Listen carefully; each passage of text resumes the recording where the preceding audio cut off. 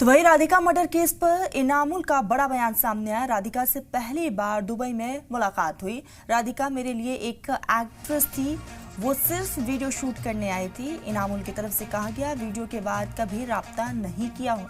आपको बता दें कि एक के बाद एक कई खुलासे हो रहे हैं। करीबियों से भी लगातार पूछताछ की जा रही है। राधिका सोशल मीडिया पर काफ़ी एक्टिव थी। साथ ही साथ राधिका अब तक कई एल्बम्स में भी काम कर चुकी थी और इसी कड़ी में इनामुल से पूछताछ की गई है। आपको बता दें कि राधिका मर्डर केस में इनामुल का ये बड़ा बयान सामने आया। राधिका से पहली बार दुबई में मुलाकात हुई थी, जहां राधिका की मम्मी भी साथ में मौजूद थी।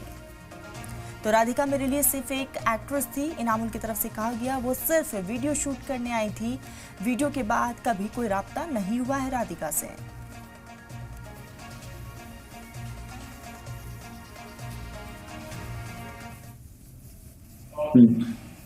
4 से 5 घंटे शूट चला था।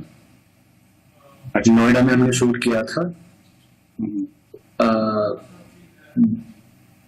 11 बजे से लेकर आई थिंक 5-6 बजे तक शाम को। एक ही दिन हुआ था शूट? एक ही दिन।